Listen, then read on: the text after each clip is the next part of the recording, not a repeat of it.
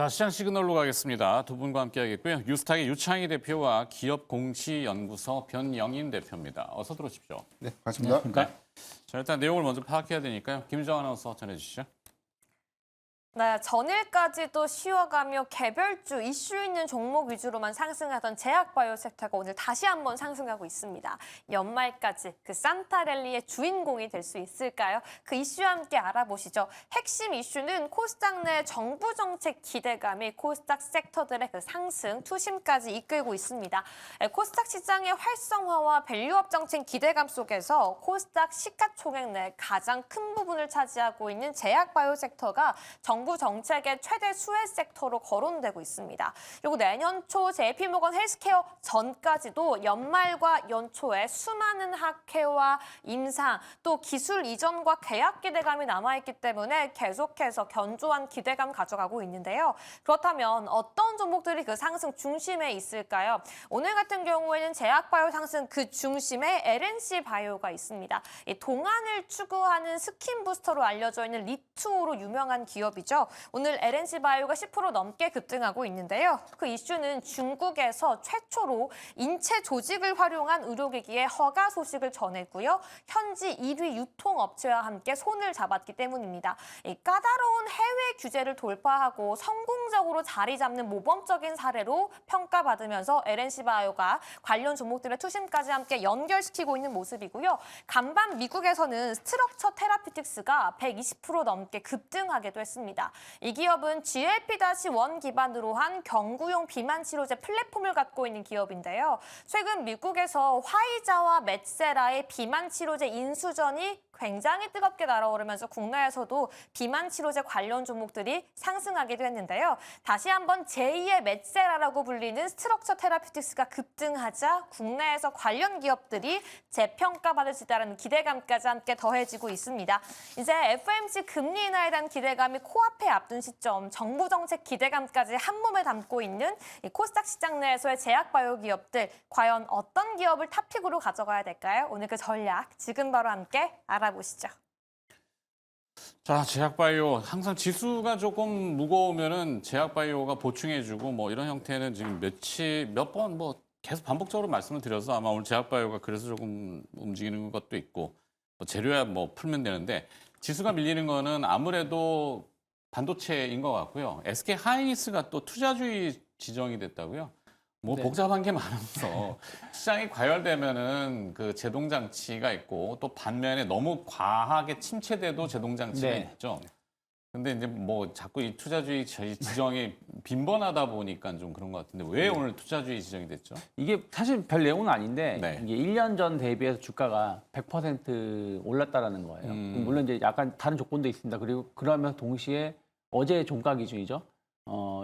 최근 15거래일 중에서 최고가를 기록하고 있고 하다 보니까 이제 지정 종목이 됐는데 근데 1년 전이면 그때는 18만 원이었더라고요. 네. 그리고 그때는 또 정치적인 이슈가 좀 있으면서 주가가 갑자기 시장이 급락이 나왔을 때 아니었습니까? 그렇기 때문에 저는 이거는 어떤 문제가 있는 건 아니다. 오히려 그 사이 올해 우리나라 증시가 어쨌든 코스피 기준으로 한 43%, 49% 올라왔기 때문에 당연하게 주가가 올라온 것이고 그냥 어떤 제도적인 걸로 인한 어떤 지정이 아닌가 판단하고 있습니다. 네.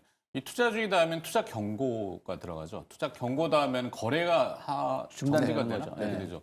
근데 투자 경고에 들어가면 일단 신용 레버리지가 안 되고 100% 그쵸. 현금으로만 사야 되니까 아무래도 수급에 조금 영향을 주지 않겠어 이렇게 움츠리게 되는 것 때문에 주가가 좀 밀리는 거죠. 다른 이유는 없다 이거죠. 네, 그렇죠. 그리고 어차피 지금 보면 증권사별로 보면은 저도 제가 쓰는 증권사가 있는데 네. 아예 모든 종목에 대해서 신용 거래 중지 그 한도가 차가 끝나가지고 그 증권사가 가지고 있는 그 아마 버젯. 네 그게 있어가지고요. 네. 그러니까 요즘에는 워낙에 신용 많이 쓰시다 보니까 꼭 그거 신용이 많이 좀 중단된 기업들도 많이 있을 겁니다. 그건 이제 증권사마다 다른 거니까 위험 자기 자본 비율인가요? 뭐 해서 자기 자본이 뭐 1,000억인데 레버리지를 쓸 수 있는 게 대출이잖아요. 그렇죠. 신용도 대출이죠. 사실은 그거를 이제 너무 과하게 하면은 근데 너무 위험한 거 아니야? 그러니까 당신 위험하다라고 하는 거지. 옆에까지 다 같이 위험하다라고 하는 건 아닌 것 같고 그래서 아마 자본 하충을 증권사들이 좀 많이 하는 것 같기도 합니다. 자, 어찌됐건 SK 하이닉스의 투자주의 종목 지정은 뭐 다들 읽어보셨겠지만 별 내용은 아니다라는 거. 네. 많이 올랐다고 경고하면은 그렇죠. 너무 이상급등하면 또 그런 건 있겠죠. 네. 자, 그래서 이제 지수가 조금 코스피가 주춤하다 보니까 제약바이오가 좀 올라오는데 제약바이오는 어떻게 또 풀이가 돼야 될까요? 변영현 대표부터 가볼까요? 일단 뭐 최근에 수급 기조를 보면 선별적인 흐름들이 재차 좀 이어지고 있고 일단 9월과 10월 달에 금리가 인하됐음에도 불구하고 당시에는 사실 뭐 제약바이오 섹터의 수급이 온전히 다 반영되지는 못했다고 봅니다. 그리고 이제 10월 달 주가 추이를 봤을 때는 반도체 섹터의 강세가 좀 있었고 11월에는 일부 로봇주들의 흐름들이 12월 초까지 좀 이어지고 있는 흐름들. 이 과정에는 뭐 11월 아시는 바와 같이 뭐 조선과 방산 원전도 외인의 어떤 매도세가 가장 큰 어떤 수급 이탈로 인해서 수급적인 어떤 조정을 받은 구간이 좀 되지 않았나라고 보고 있고 최근의 흐름들을 봤을 때는 일부 제약바이오 섹터들에 대한 상승세가 좀 나오고는 있는데 모두 다 강하기보다는 선별적인 순환 매장세, 특히나 중소형주 위주의 종목들은 개별 이슈 부각에 따라서 시세를 좀 크게 좀 분출했던 그런 이력들이 있지 않나라고 좀 예상되고 있습니다.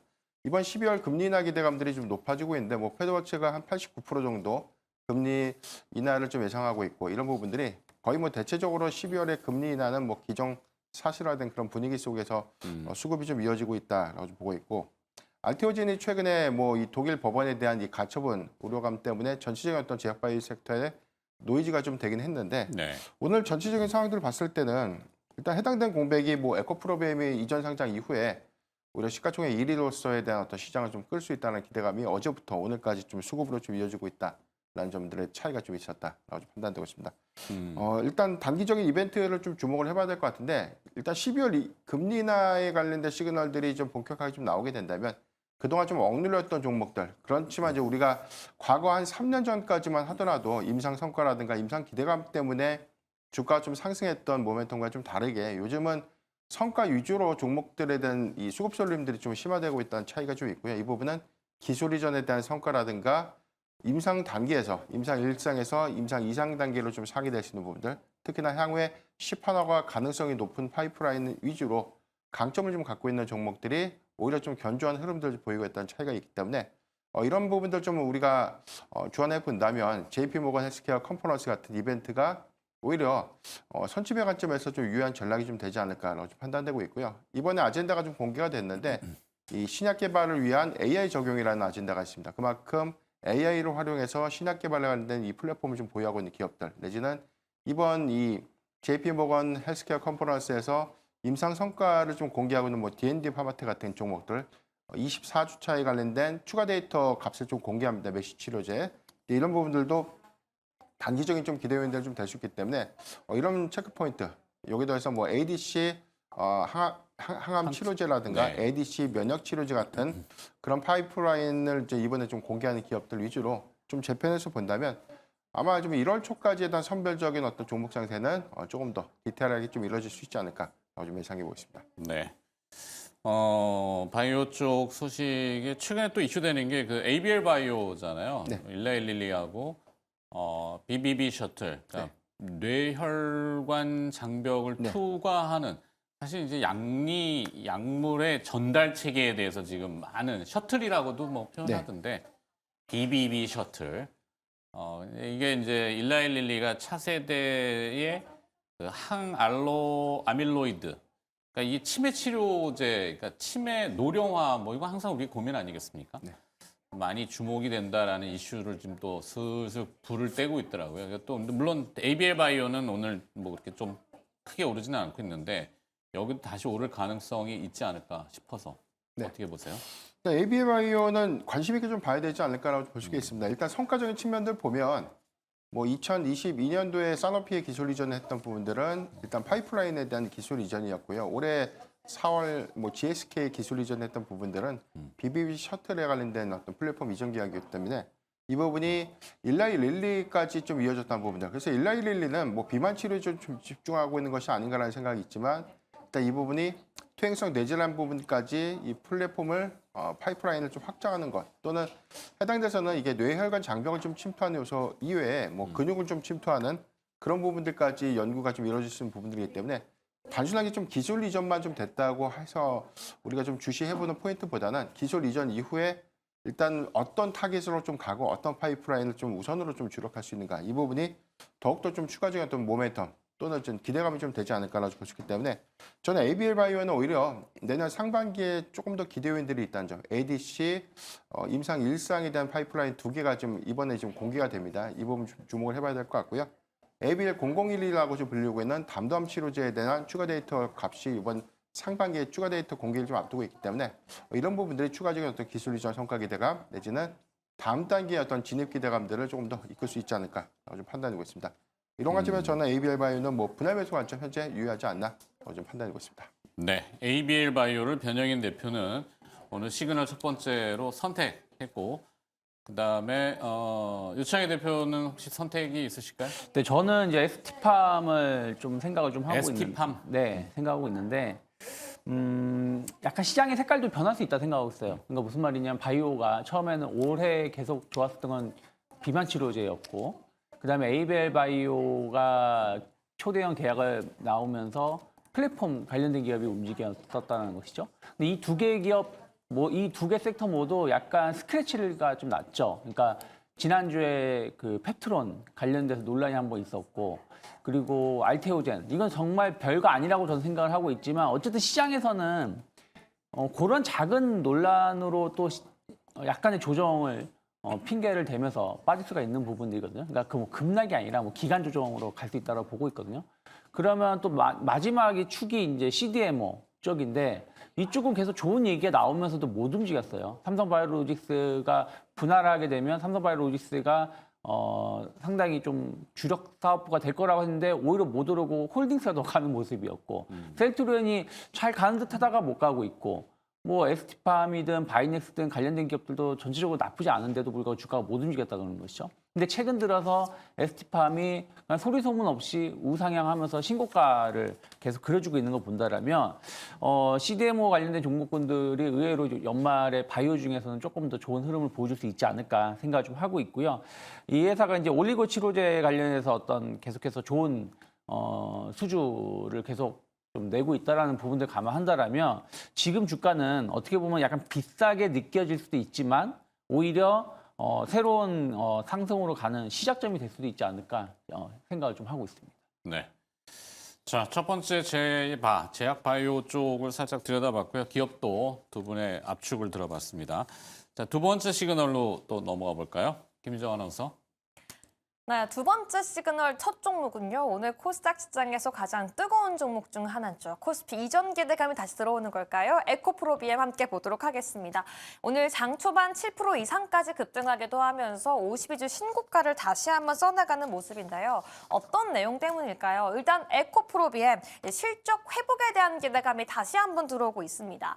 지난해 전기차 캐즘에 대한 현상으로 인해서 업황 둔화가 되며 잠깐 주춤하는 모습 보였는데요. 그렇기 때문에 지난해 추진했던 코스피 이전 같은 경우에는 철회해야 했습니다. 하지만 올해 들어서 1분기부터 3분기까지 3개 분기 연속 흑자를 기록하면서 다시 한번 이전할 수 있다는 기대감이 들어오고 있고요. 회사 측에서도 지속적인 흑자 개선, 실적 개선이 확인된다면 코스피 상장 예비 심사를 재신청하겠다라고 밝혔는데요. 결국엔 기업의 입장에서는 코스피로 이전하게 된다면 대규모 지수 추종 ETF에 대한 자금 유입도 유도할 수 있고요. 기업의 인지도도 상승시킬 수 있기 때문에 기업 가치가 재평가받을 수 있다는 기대감이 오늘 주가의 상승까지 이끌고 있습니다. 이것만이 아닌데요. 유럽 시장에서의 기대감까지 함께 더해지고 있습니다.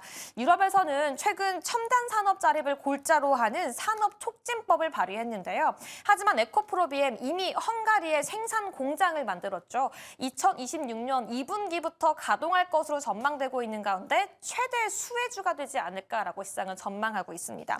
그동안 조금 부진했지만 견조한 실적 바탕으로 새로운 기대감까지 더해져 가고 있는데요. 에코프로비엠 과연 현 시점 매력적인 게 맞을까요? 종목에 대한 전망 함께 알아보도록 하겠고요. 다음 종목도 함께 체크해 보도록 하겠습니다. 오늘 시장에서 유리기판 관련 종목들이 일제히 다시 한번 재부각받고 있습니다. 필옵틱스 역시 5% 가까이 급등하고 있는데요. 시장은 이런 유리기판을 AI 시대의 게임 체인저가 될 수밖에 없다라고 평가하고 있습니다. 오늘 시장에 다시 한번 부각받고 있는 이유는요. 삼성전자가 이 투자 전문 회사인 삼성벤처 투자를 통해서 이 유리기판 관련된 핵심 기술 업체죠. 중우엠텍에 직접적으로 투자했다는 소식이 전해졌기 때문입니다. 이 중우엠텍이 어떤 회사인지 아는 게 중요한데요. 유리기판 제조에 있어 최대의 난제를 해결할 수 있는 기술을 보유하고 있는 기업으로 삼성전자의 투자는 유리기판에 대한 의지를 보여주는 것만이 아니라 유리기판의 난제를 해결하고 또 상용화를 더 앞당길 수 있다는 기대감까지 함께 연결되는 이슈입니다. 이런 기술과 난제만이 아니고요. 레이저 앱스도 새로운 기술을 공개하기도 했는데요. 유리기판의 성능을 좌지우지하는 이 초미세화까지 구현했다라고 하면서 유리기판 그 기술력과 상용화 시기가 정말 코앞에 다가오지 않았나라고 시장은 평가하고 있습니다. AI 반도체의 고성능을 결정짓고 또 발열까지 잡을 수 있는 그 핵심 기술이자 부품으로 알려져 있는 유리기판주. 좋은 건 알겠고 전망도 기대 높은데요. 과연 어떤 종목으로 어느 타이밍에 매수해봐야 될까요? 그 종목에 대한 이야기 지금 바로 함께 알아보시죠. 네, 정확하게 또 김유정 아나운서가 풀어주는데 자 하나하나씩 조목조목 좀 따지고 들어가 보죠. 에코프로 BM. 자 일단은 이 에너지 저장 장치잖아요. 2차 전지 배터리라는 게 뭐 에너지 저장 장치가 ESS라는 개념도 있습니다만 기름통이죠. 기름통을 기똥차게 아이고야. 엄청 잘 만들었어. 그러면 뭘 채워야 될 거 아니야. 기름이죠, 기름. 기름 주는 회사는 안 보고 기름통 회사만 지금 막 보길래 그래서 좀 곰곰이 좀 이게 상식적으로 잘 납득은 안 되는데 에코프로가 지금 시가총액이 대략 한 16조 원 되고 에코프로 BM이 한 18조 원 되더라고요. 두 개 합치면 34조 원인데 네. 그거 팔면은 한국전력이 32조 원이거든요. 그거 살 수 있거든. 그러니까 이론적으로 산술적인 거죠. 그럼 저 같으면 한국전력을 사겠는데 한국전력은 필요 없어. 전기를 생산하고 전기를 공급하는 업체는 지금 필요치 않아. 일단 전기를 받아주는 업체만 중요한 거예요. 이게 이제 전고체가 되고 뭐, 그러니까 이게 뭐 어떤 의미로 받아들여야 될지 나쁘다는 건 아닌데 상식이 어디로 가고 있나 항상 궁금해서 제가 이제 딴지 아닌 딴지를 그런 건데 에코프로를 봐주시겠습니까? 뭐 저도 이제 가끔 주식을 하면서 뭐 이게 맞나라는 생각을 할 때가 좀 많이 있어요. 뭐 예를 들어서 뭐 어떤 회사는 뭐 그냥 대표적으로 말씀드린 현대차 최근에 많이 오르긴 했지만 여전히 네. PER 따지면 500 미만이에요. 그렇죠, 그렇죠. 영업이익을 그렇게 냄에도 불구하고. 네. 근데 어떤 회사는 뭐 적자인데도 PR 뭐 1000배도 받고. 네. 그런 걸 보면서 이게 맞나라는 생각을 좀 하긴 하는데 근데 이제 2차 전지 관련해서는 이제 좀 시각이 좀 변화가 있는 것 같아요. 저도 상당히 올 여름까지는 되게 좀 보수적으로 봤는데 네. 일단은 약간씩 좀 변화가 생기는 것 중에 하나가 첫 번째 ESS 쪽인 것 같아요. 결국에는 지금 당장은 엄청난 매출을 보여주고 있지 못했지만 이 데이터 센터, 그러니까 데이터 센터라는 것 자체가 전기 먹는 하마이다 보니까 네. 어쨌든 아무리 좋은 데이터 센터를 지어 놓더라도 전기는 꾸준히 쓰는 거잖아요. 근데 전기가 없으면 의미가 없다는 것이죠. 그리고 데이터 센터는 하나의 단지가 만들어지면은 안 만들어질 수도 있겠지만 전기는 영원히 그 단지가 없어지는 순간까지도 계속 사용할 수밖에 없다 보니까 이 전력 공급을 어떻게 하냐가 제일 중요하다라고 생각을 하고 있고 그게 처음에는 원전이었지만 원전이 내일 당장 생길 수는 없는 거고 그러다 보니까 뭐 신재생 에너지 뭐 이런 쪽으로 계속 확대 이 영역이 계속 넓어지고 있고 그게 이제 ESS 쪽까지 온 것 같아요. 그래서 그 부분이 새로 우리나라 기업이 상당히 좀 잘할 수 있다는 기대감들 또 이게 데이터 센터가 미국 중심으로 많이 만들어지고 있다 보니까 미국에서는 어쨌든 중국산 배터리 사용을 상당히 좀 조심스럽게 할 수밖에 없는 거고 또 그러한 것이 또 우리나라 기업이 또 수혜를 입을 수 있는 부분들이 있다 보니까 약간 시각이 좀 바뀐 부분들이 좀 있지 않나 판단을 좀 하고 있고요. 네. 그리고 주요 기업들이 좀 중국 부품을 좀 줄이려고 하고 있죠. 대표 테슬라가 아예 중국산 배터리를 안 쓰겠다 해서 미국에서 판매하는 거는 미국에서 배터리 생산하겠다라고 했고 유럽이 또 유럽도 대중 관세를 지금 살짝 들고 나오는 게 네. 그 전기차와 또 이런 것들인 것 네, 같아요. 유럽도 약간 중국의 의존도를 많이 좀 줄이려고 좀 노력을 하고 있다라는 것이죠. 그래서 최근에 나온 뉴스들 같은 경우 본다라면 뭐 CO2 이산화탄소 배출이라든지 배터리 패스포트 제도라든지 공급망 관련돼서의 어떤 유럽 중심으로 좀 변화를 좀 꾀하려고 하고 있는 부분들에 대해서 어쨌든 에코프로 같은 경우, 그룹 같은 경우는 헝가리에 공장이 완공이 된 것이고 이게 이제 내년부터 본격적으로 생산이 들어가다 보니까 또 그런 것들도 좀 주목을 좀 받고 있는 것이 아닌가 판단을 좀 하고 있습니다. 그래서 네. 약간의 이제 안 좋았던가 주가라는 게 항상 보면은 적자인 기업이 턴어라운드 될 때 주가 상승이 엄청 잘 나오거든요. 그래서 그런 부분들에 대해서 2차전지에 대해서 아직은 의심스럽지만 이제는 좀 바닥이 탈피하는 거 아닌가라는 어떤 기대감들이 나오고 있는 거라 생각하고 있고 또 이제 수급적으로 본다라면 어쨌든 에코프로가 지금 코스닥의 시가총액 이제 2, 3위 정도 할 거예요. 그러니까 알테오젠을 이제 같이 놓고 본다 그러면 근데 알테오젠이 빠지게 되면 네네. 시가총액이 높아지게 되는데 어쨌든 이제 코스닥 활성화 정책 이게 확정된 건 아니지만 그렇죠. 빠르면 돈 들어온다고 하니 그렇죠. 뭘 이번 사겠고. 달이나 다음 달 정도면 어떤 발표가 나올 거야. 구체적인 내가 나올 거라 생각을 하고 있고 그러면 지금 국민연금 기준으로 해서 코스닥의 투자 비중이 3% 정도 된다고 합니다. 그러니까 주식 관련해 가지고 한 18% 정도 국내 주식을 투자를 하고 있는데 거기서 차지하고 있는 비중이 3% 정도인데 이걸 5% 정도까지 올릴 수 있다라는 평가가 전망이 나오고 있는데 이게 조금 우리가 금액이 어느 정도냐면은 제가 기억하기로는 올 3월 달 기준입니다. 올 3월 달 기준으로 국민연금이 국내 주식 평가 금액이 한 180조 정도 된다고 하더라고요. 근데 그러면 지금까지 주가가 많이 올라왔기 때문에 최소 지금 한 230, 40조 정도 된다 그러면 여기서 한 코스닥의 비중을 높인다 그러면 최소한 한 7, 8조 정도 되지 않을까. 그리고 전체 국민연금의 자산이 1,800조인데 1,800조 넘는데 여기서 만약에 한 1, 2%면은 또한 15조, 16조가 되기 때문에 저는 충분히 코스닥 시장에 큰 자금이 들어올 수 있다는 걸 감안한다라면 네. 또 시가총액 상위 종목군들이 또 수혜를 입을 수 있기 때문에 에코프로 BM은 일단은 기술적인 자리도 지금 나쁘진 않다 생각을 좀 하고 있습니다. 네. 그렇죠. 진짜 수급이라는 게 제일 포인트네요. 에코프로나 에코프로 BM의 어떤 내용은 솔직히 아직도 잘 모르겠어요. 데이터 센터 얘기를 하는데 오히려 구글의 CEO 순다로 파차이는 데이터 센터를 지금 우주로 보내려고 하거든.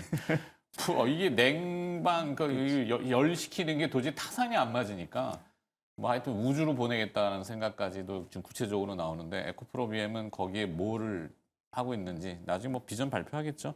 어찌됐건 지금 코스닥 시가총액 상위라는 거의 매력도 그래서 뭐 자금이 들어오면은 일단 순차적으로는 시총 상위주부터 집행이 좀 되니까 알겠습니다. 자, 두 번째 필 옵틱스 여기도 이제 거의 소설 쓰고 있는데 내러티브죠, 내러티브. 서사를 씁니다. 유리기판 한참 멀었을 텐데 계속 당겨와요. 곧 상용화 될 것처럼 유리기판 상용화되면 제일 타격받는 진영이 코어스입니다. 칩 온 웨이퍼라고 하는 지금 TSMC가 투자를 엄청나게 해놨거든요. 거기 당장 타격받는데 뭐 이게 참 미래에는 가겠지만 와 우리나라는 대단하게 지금 뭐 엄청나게 땡겨오던데 하여튼 자 유리기판 필옵틱스 뭐 한번 풀어주시죠. 네. 오늘 뭐 아까 말씀하셨던 것처럼 뭐 삼성 벤처 투자에서 일단 중호엠텍에 대한 어떤 투자 부분들이 좀 구체화가 됐다는 부분들 이 부분이 일단 뭐 전체적인 어떤 유리기판의 어떤 이 타임라인 상용화를 좀 더 앞당길 수 있다는 기대감도 좀 반영된 것 같습니다. 시초의 어떤 흐름들 보면 오늘 상승 초반 대비해서는 상승폭이 좀 반납된 모습을 좀 보이고 있는데 일단 유리기판에 관련된 어떤 이벤트들이 계속해서 부각될 때마다 수급적인 어떤 이슈가 계속 좀 반영은 좀 되고 있지만 이전처럼 연속성은 다소 좀 제한적이지 않나라고 좀 예상이 좀 되고 있고 관건은 유리기판의 대량 상용화를 과연 어떤 시점에 이룰 수 있을까가 좀 중요할 텐데 현재 예상되고 있는 부분들은 일단 유리기판이 상용화된다고 하더라도 원가 요소입니다. 이 부분을 정말로 이 고객사에서 도입을 통해서 정말 표준화시킬 수 있는 정도 그리고 원가 부담을 할 수 있는가. 그렇죠. 두 번째는 타산성이죠. 네, 그렇죠. 두 번째는 이제 대량 양산 체제에서 수요의 안정성들을 얼마만큼 확보할 수 있는가. 그래서 지금 현재 뭐 기판이 실리콘 기판까지 좀 업그레이드된 상태에서 일단 발열이라는 이슈의 가장 큰 대안은 사실 유리라는 소재는 좀 맞지만 이 부분이 대량 양산 체제까지 좀 전환되기까지는 우리가 예상됐던 시점을 한 27년에서 한 28년도로 좀 예정되는 것보다는 조금 더 보수적으로 좀 봐야 되는 시점이 아닌가. 물론 이제 동사의 경우에는 TGV라고 좀 불리우는 그리고 싱귤레이션이라고 하는 이 유리기판 검사 장비에 관련된 초도 공급분이 좀 이력이 되면서 네. 향후에 대량 양산 체제가 좀 구축되고 전체적인 어떤 양산 체제가 좀 획일화되게 좀 가게 된다면 오히려 수주의 어떤 연동성과는 나타내 줄 수 있겠지만 현재는 그런 기대감들이 전 주가에 좀 다 반영이 됐다고 봅니다. 다만 그럼에도 불구하고 해당된 기술을 저는 고부가 서버향 매출 비중에서는 일부 저는 적용 좀 가능할 거다라는 좀 예상이 좀 되고 있기 때문에 이런 관점에서 보면 장비 어떤 공급 이력이라든가 밸류체인 안에서에 대한 우위를 좀 점하고 있는 기업들 위주로 재편은 좀 필요하지 않을까라고 좀 판단해 보겠고 피로틱스가 뭐 이전 고점이었던 11월 4일 뭐 59,100원대 대비해서는 현재 주가 좀 많이 밀려 내려온 상태이기 때문에 단발성의 어떤 이슈를 좀 논의를 하더라도 일단 현재 구간은 좀 분할 매수 관점에서 접근을 좀 유효한 구간이 좀 되지 않을까 좀 판단해 보겠습니다. 공격성을 띠기에는 조금 뭐하다. 네. 이런 뭐랄까 아니 참 그렇습니다. 네. TSV나 뭐 TGV나 실리콘을 뚫건 글라스를 뚫건 장비들이 이 회사만 있는 거 아니고 당장 그 TGV 장비 매출이 안 나올 텐데. 그렇죠. 초도공급부는 뭐 한 그렇게 많지 않기 때문에 네. 이게 전체 매출 영향도는 좀 미비한 것 같습니다. 알겠습니다. 참고하셔서 내용을 점검하시고 판단하시길 바라겠고 그래서 분할 매수 전략으로 제안한다 이렇게 정리하겠습니다. 필옵틱스까지 살펴봤고요. 자, 두 분과 함께 시장 시그널을 들여다봤네요. 기업공시연구소의 변영인 대표, 이오스탁의 요창희 대표였습니다. 고맙습니다.